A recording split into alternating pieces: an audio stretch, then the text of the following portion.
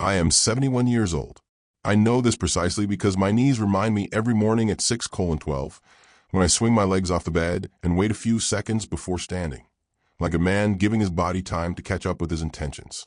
71 is not dramatic. It is not tragic. It is just old enough that people stop asking what you plan to do next and start suggesting what should be done with you. I live alone. That part came later.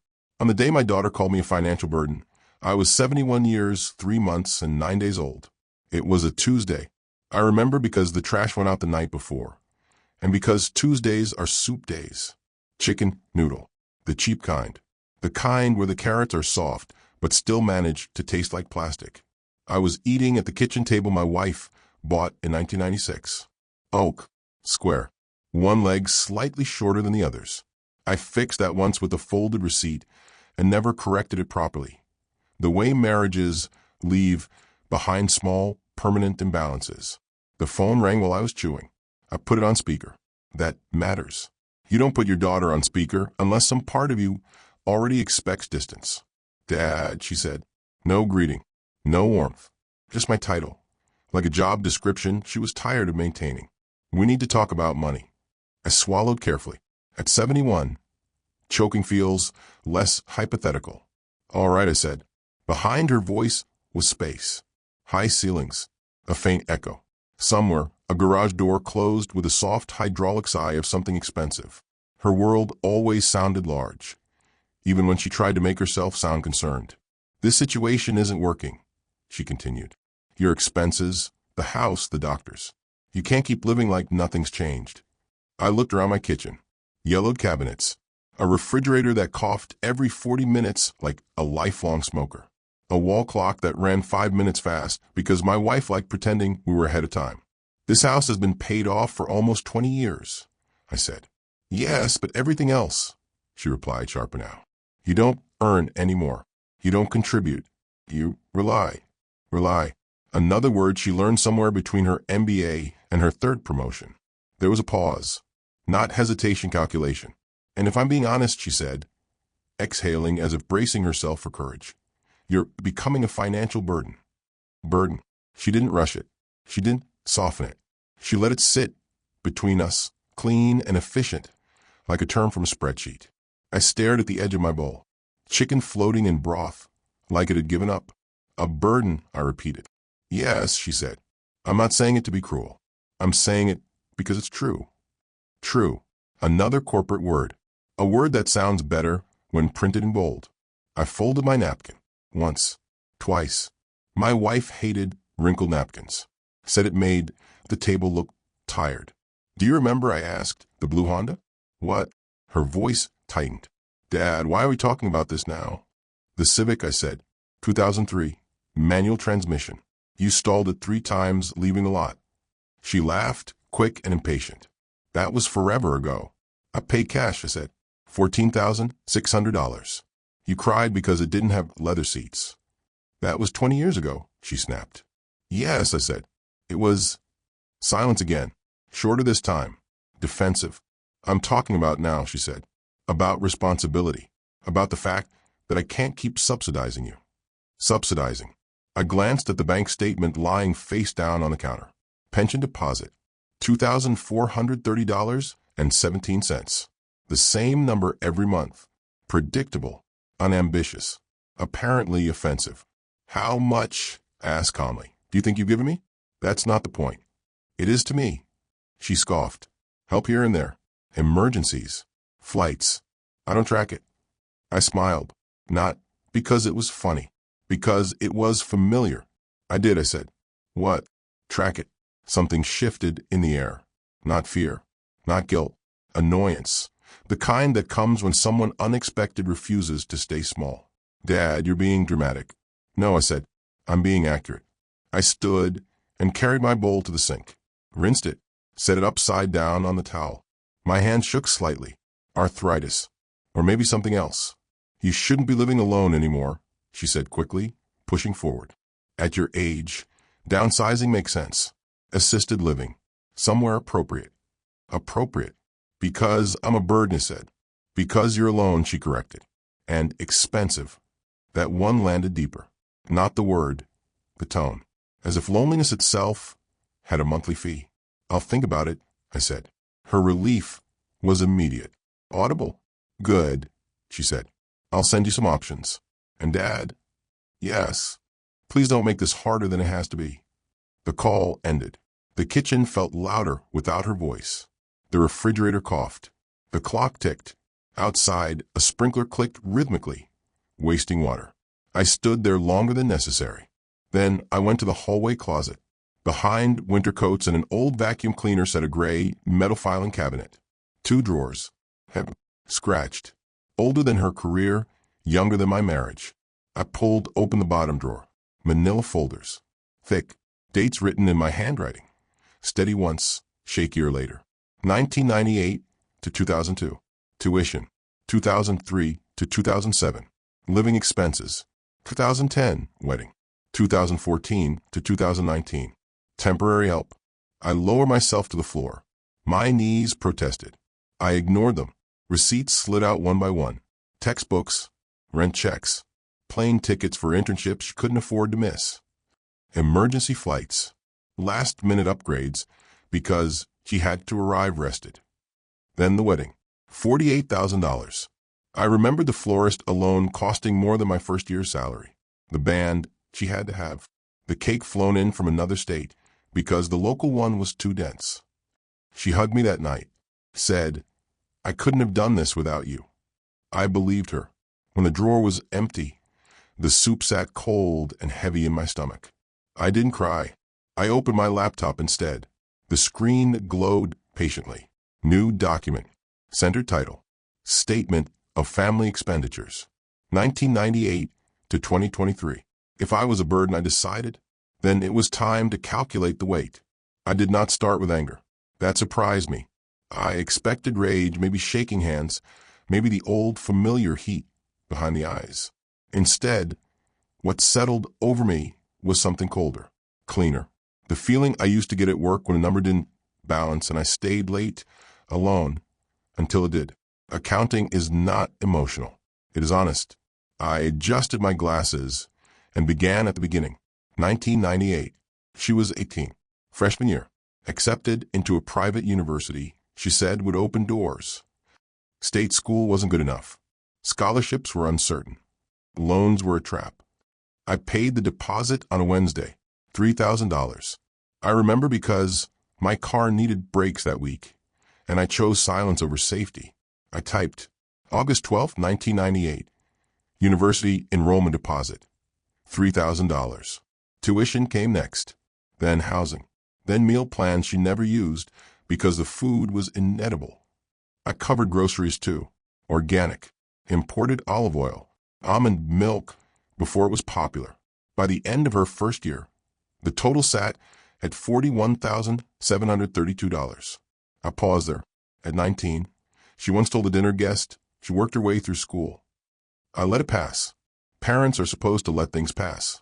I kept typing. 2000 to 2002. Study abroad semester, Italy. Once in a lifetime. Airfare. Apartment. Language immersion fee. Emergency transfer when her debit card stopped working. It hadn't stopped. She'd exceeded the limit.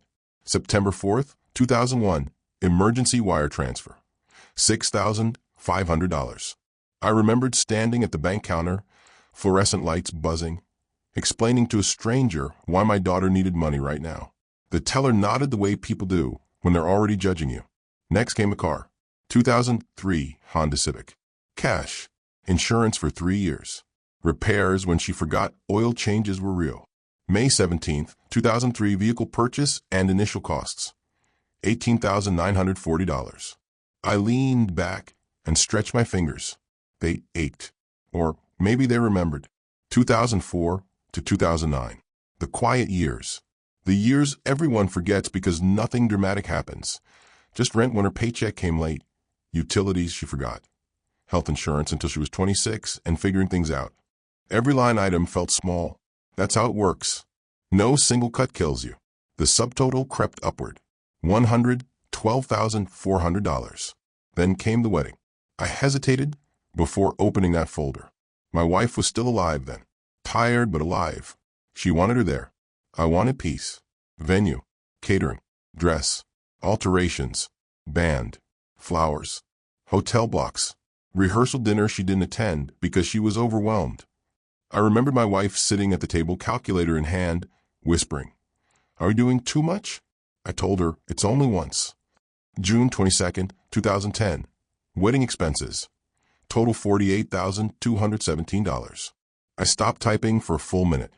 She hugged me that night. Said, "I'll never forget what you did for me." I believed her. After the wedding came what she called temporary help. 2011 to 2015. Just until we're stable. Just a bridge. Just this once.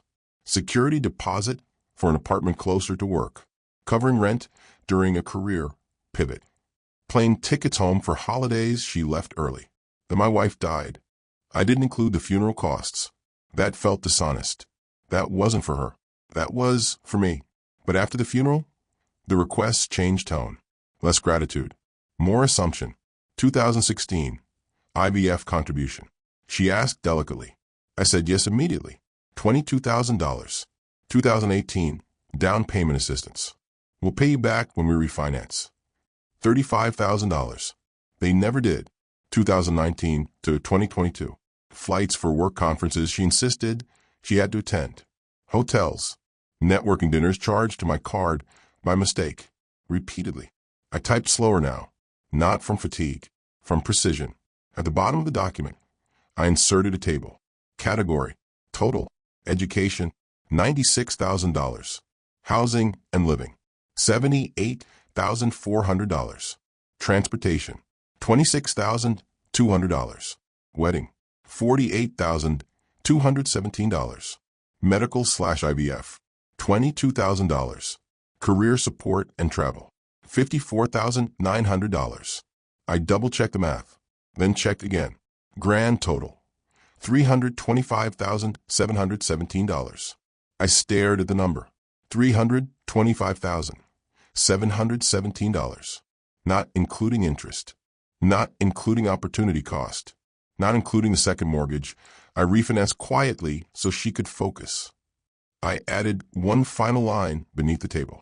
This document reflects direct financial contributions only.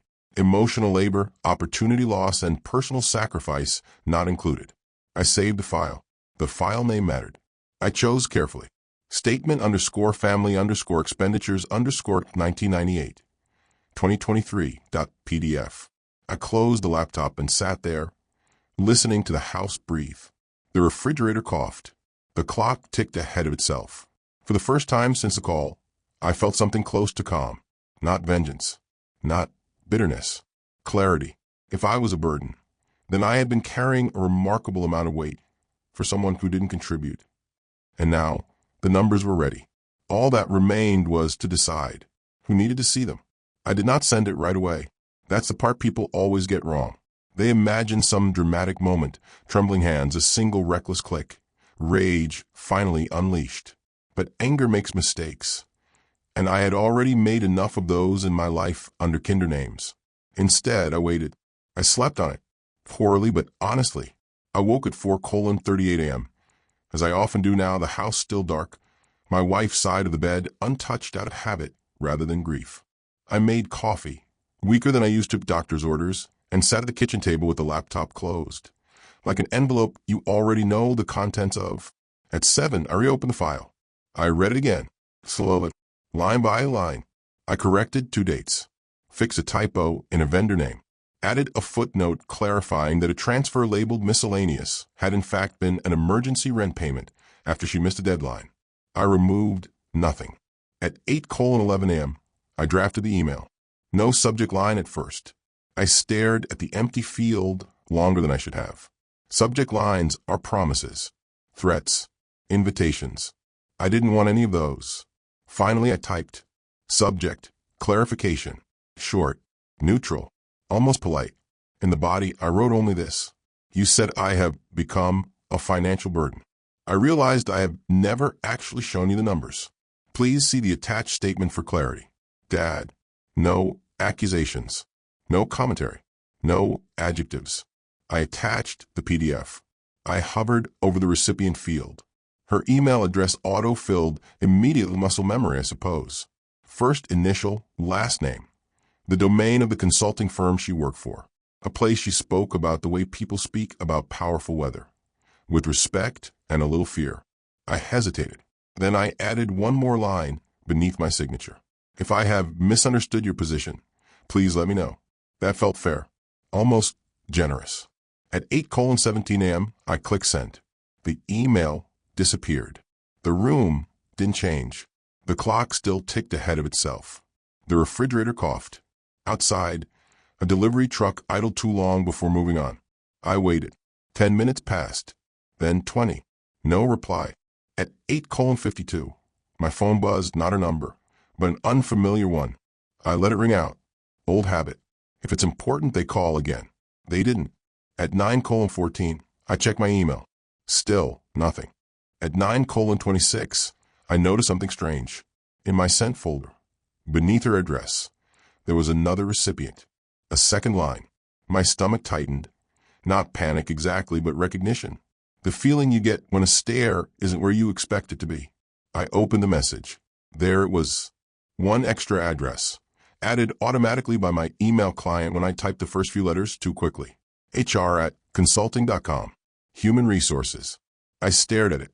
I didn't rush to unsend it. That window had already passed. Not that it mattered. The attachment was heavy. Corporate servers don't miss those. I leaned back in my chair and exhaled slowly. This is the part where people ask whether it was an accident. The truth is less interesting. I knew the address existed. She had complained about HR often enough, their policies, their sensitivity, their obsession with narratives. I had typed H and let the autocomplete do what it always does. I could tell myself it was a mistake. I could also tell myself it wasn't. At 9:41, my phone rang again. Same unknown number. I answered this time. Hello? Mr. Adler? A woman's voice asked. Calm. Professional. Mid-40s if I had to guess. This is Karen Mitchell from Human Resources at... Yes, I said. There was a pause. Papers shifting. A practice breath. I'm calling regarding an email we received this morning. A document you attached. I see, I said. We wanted to confirm, she continued carefully, that the information in the attachment is accurate and intended to be shared. Intended. Yes, I said. It is accurate. Another pause. Longer this time. Some of the figures, she said, and the time frames, they contradict certain representations made internally. I picture my daughter in a glass-walled office, talking about grit, about scholarships, about working 2 jobs through college, about being self-made. I wouldn't know, I said. I only know what I paid. Silence stretched thin between us. Thank you for confirming, she said finally. We may need to follow up. Of course, I replied. I keep my records.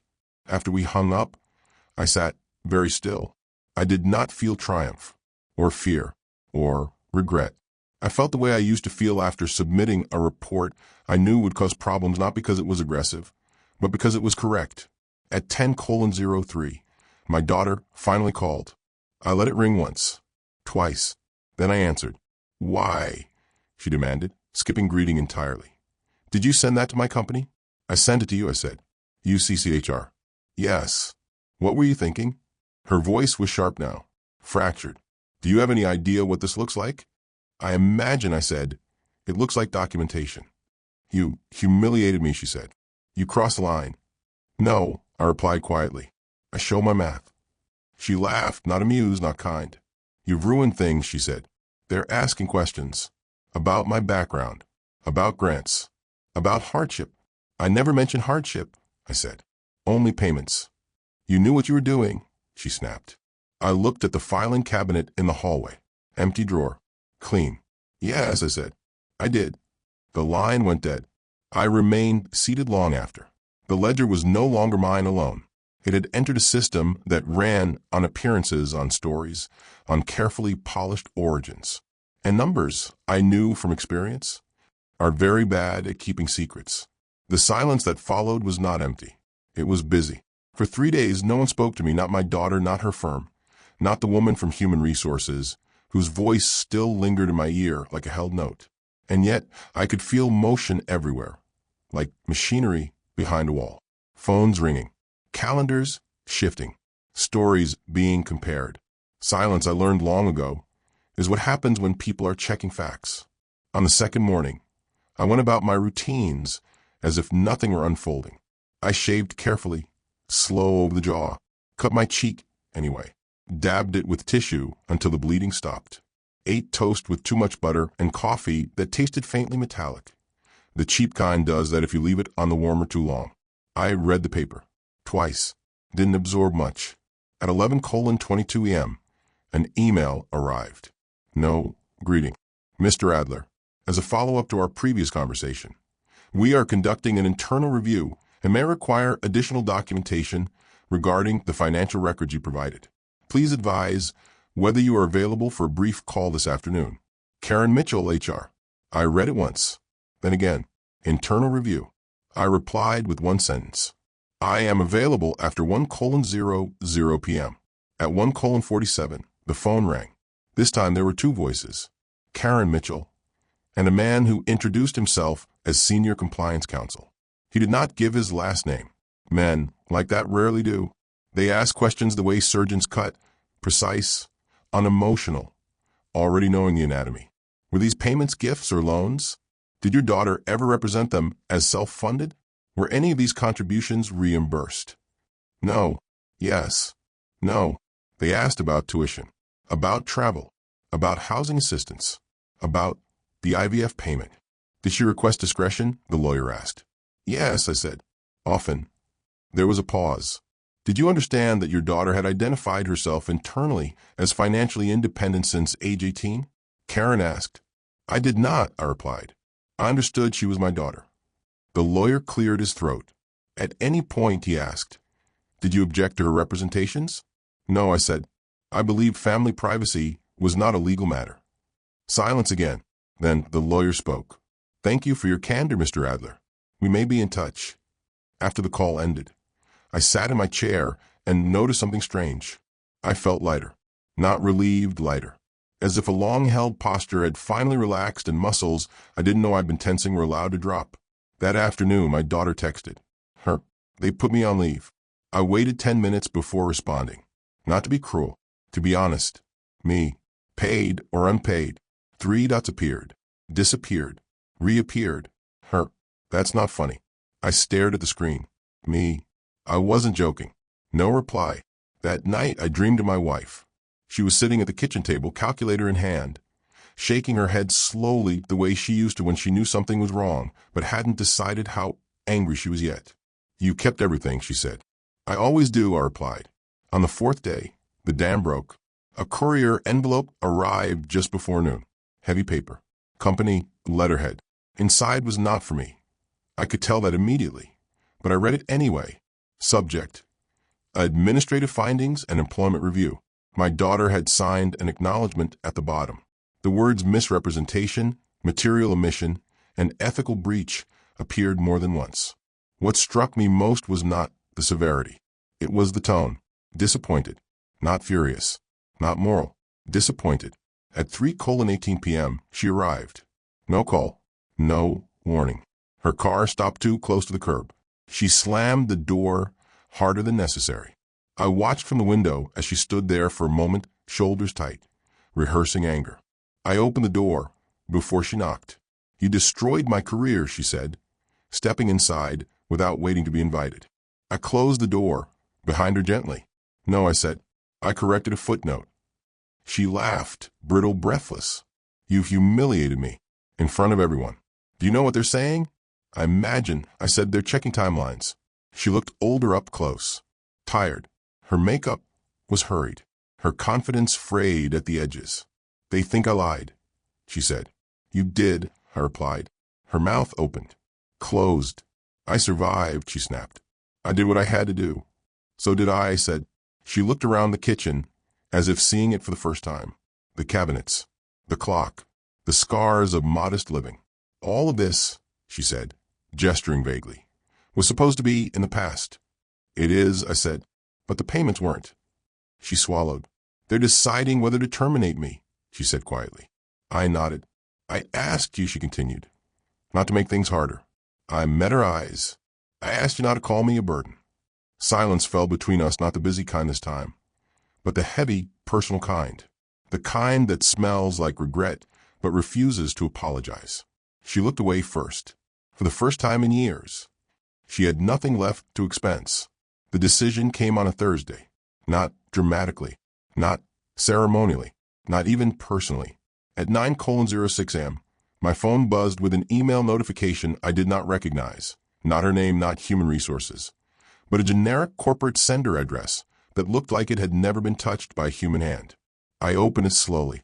Mr. Adler, this message is to inform you that our internal review has concluded. As a result of verified discrepancies between documented financial support and representations made by your daughter regarding her background, independence, and hardship status, her employment with our firm has been terminated effective immediately. We appreciate your cooperation. No apology, no condolences, no moral lecture, just outcome. I closed the laptop and sat there for a long time, hands folded, as if waiting for instructions that would not come. I did not feel victory.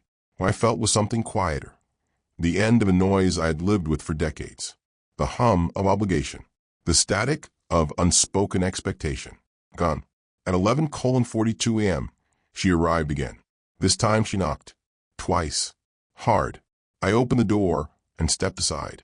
She walked in slowly, like someone entering a house that might already belong to someone else. They fired me, she said. I know. She stood in the middle of the kitchen, arms hanging uselessly at her sides. No phone in her hand this time. No script. They said I violated trust, she continued, that I built a narrative that wasn't true. I leaned against the counter. You did. Her face twisted. Not anger this time. Something closer to panic.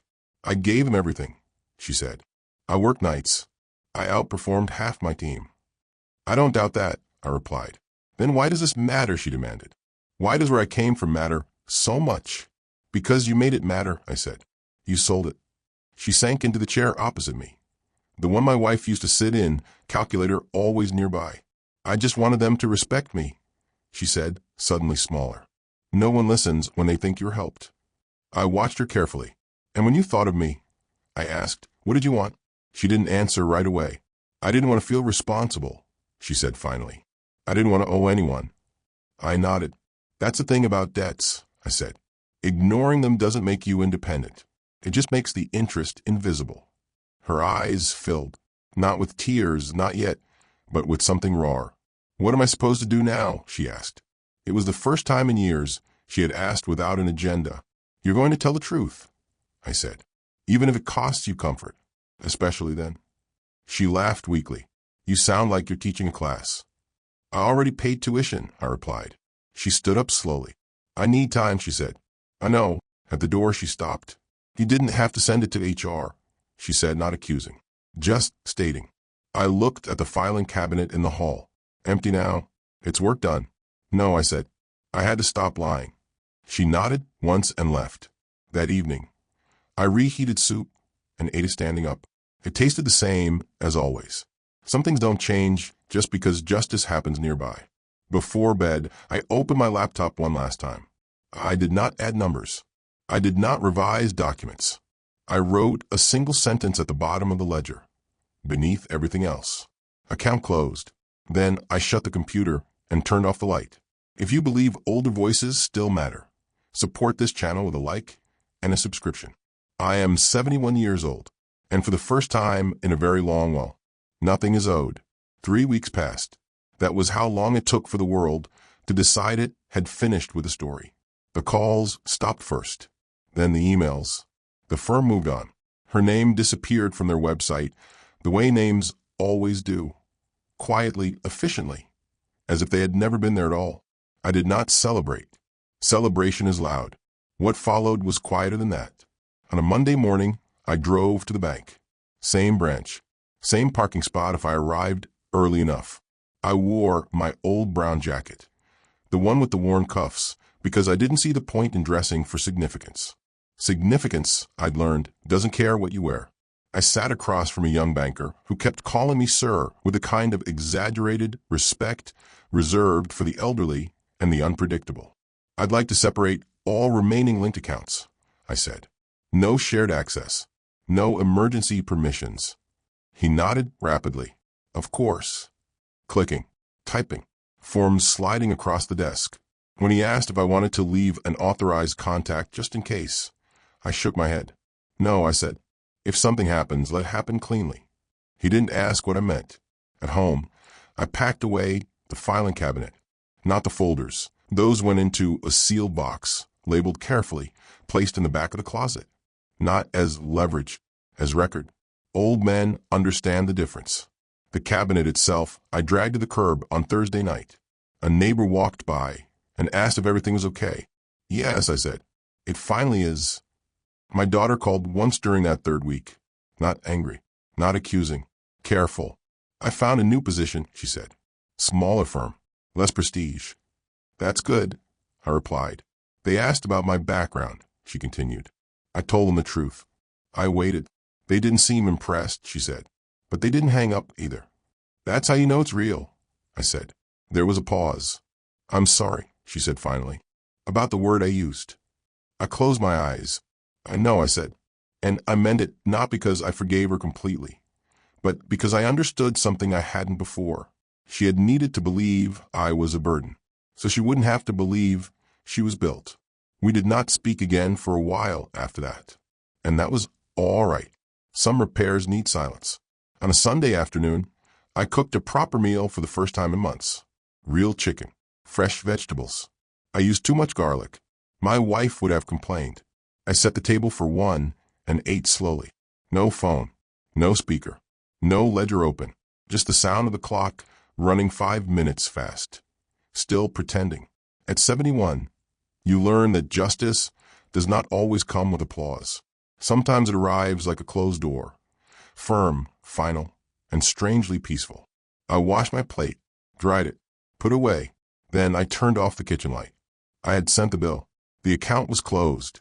And for the first time since becoming a father, I was no longer financing someone else's version of the truth. I turned 72 in October. No party. No cake shaped like a joke about age. Just a card in the mail with my daughter's handwriting on the envelope. Careful, deliberate, as if she were afraid the letters might reveal too much if she rushed them. Inside, she had written only this: I hope this year is lighter for you. No signature. No explanation. I placed the card on the shelf beside my wife's photograph and left it there. Not as a reconciliation, as an acknowledgement. Life settled into something smaller after that. Not poorer, smaller. I learned that those two words are often confused by people who have never carried weight that wasn't theirs. My expenses dropped naturally. No more emergency transfers. No last-minute flights. No quiet payments labeled temporary that somehow lasted years. My pension was suddenly enough. Modest, yes, but honest. In November, I replaced a refrigerator. Nothing fancy. White. Reliable. It hummed instead of coughing. I stood there for a long moment listening to it, thinking how strange it was that stability could sound like such a simple thing. In December, I walked past a nursing home on my way back from the pharmacy. A large banner hung outside, advertising independent living with support. The words would have frightened me once. Now they just look like words. Independence, I had learned, is not the absence of help. It is the absence of entitlement. On Christmas morning, the phone rang. It was her. I didn't know if I should call, she said. You called, I replied. I wanted to say thank you, she said quietly, for not rescuing me. I leaned against the counter and closed my eyes. That was the hardest gift, I said, for both of us. She exhaled, a sound that carried years in it. I'm paying my own rent now, she added. Every month, on time. I'm proud of you, I said. And I was, not because she was struggling, but because she finally knew what she stood on. After the call, I made coffee and sat at the table alone. The clock still ran 5 minutes fast. Some habits outlived their reasons. I thought about the word burden, how easily it had been used, how heavy it had been meant to feel, and how little it weighed now. What she had mistaken for weakness had been patience. What she had called support had been sacrifice. And what she had dismissed as outdated had been the quiet power of keeping records, keeping boundaries, and finally keeping oneself. I am 72 years old. I am not a burden. I am not a lesson. I'm not a line item anymore. I am the balance sheet after the audit, and I am finally in the black.